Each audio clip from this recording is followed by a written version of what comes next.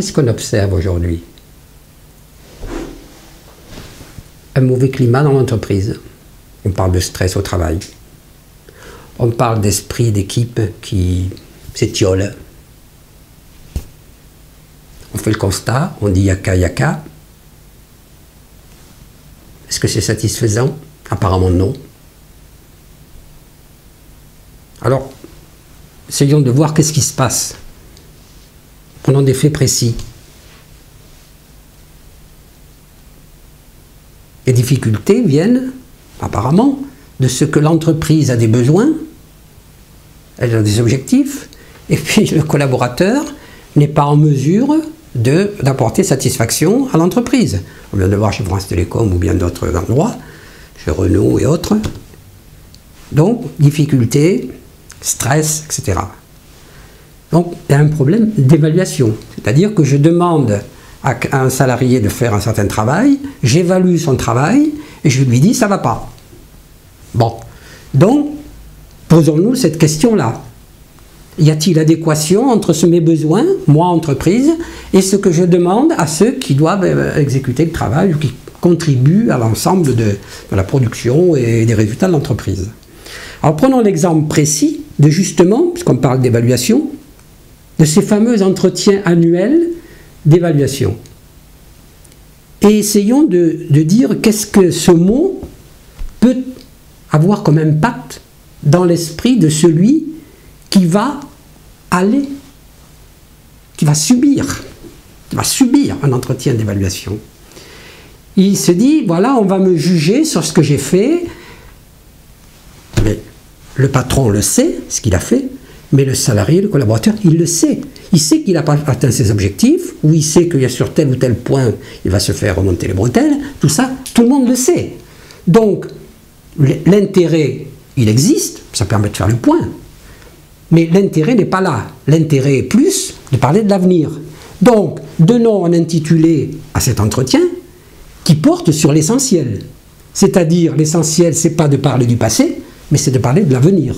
Donc, à ce moment-là, transformons l'entretien d'évaluation en entretien d'évolution.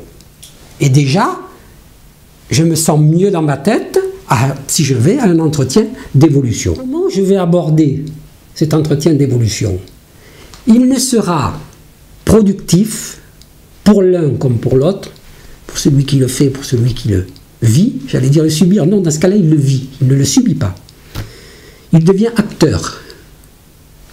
Si je veux ça, il faut prendre un certain nombre de positions, de postures. Il faut avoir réfléchi sur ce que c'est que le travail, c'est-à-dire quand est-ce qu'un salarié travaille véritablement? Eh bien, c'est quand il rencontre une difficulté et qu'il trouve une solution à cette difficulté. C'est là qu'il m'intéresse, moi, en tant qu'entreprise, c'est quand il règle un problème.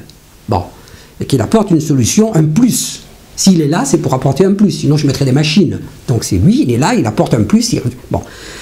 Si j'arrive, moi, employeur, dans un entretien d'évolution, à créer un climat de confiance qui permettra aux salariés de dire voilà, ça, vous me demandez de faire ça, et ça, je ne sais pas le faire.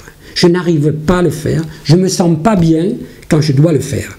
On voit dans des expériences commerciales, France Télécom et bien d'autres, où on demande à des gens de mener des actions, de faire des choses pour lesquelles ils ne sont pas faites. Ils ne sont pas faits, pardon. Ça ne leur correspond pas. Si on travaille sur les préférences cérébrales, par exemple, hein, on voit que notre cerveau a des préférences.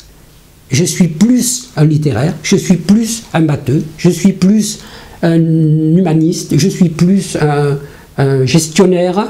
Bon, c'est comme ça. Donc, essayons d'aller dans le sens des préférences cérébrales de celui qui est en face de nous. Donc, il accepte de dire « je ne sais pas ». À partir du moment où il dit « je ne sais pas », on va essayer de voir où je ne peux pas faire, on va essayer de savoir pourquoi il ne peut pas et pourquoi il ne sait pas. Et donc, pour cela, il faut qu'il y ait un climat de confiance qui s'instaure entre nous et qu'on ne craigne pas de dire « je ne sais pas faire » ou « je ne peux pas faire ». Voilà.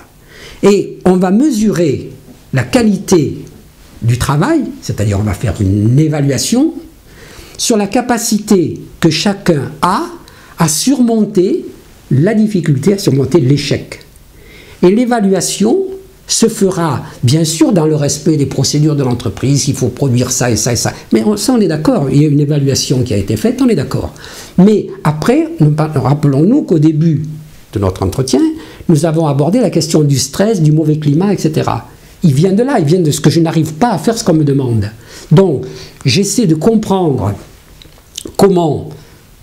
pourquoi je n'y arrive pas, je peux m'en expliquer avec mon patron, et nous essayons de voir ensemble comment je peux évoluer, l'entretien d'évolution, qu'est-ce qu'il va falloir mettre en place, comment je surmonte cette difficulté.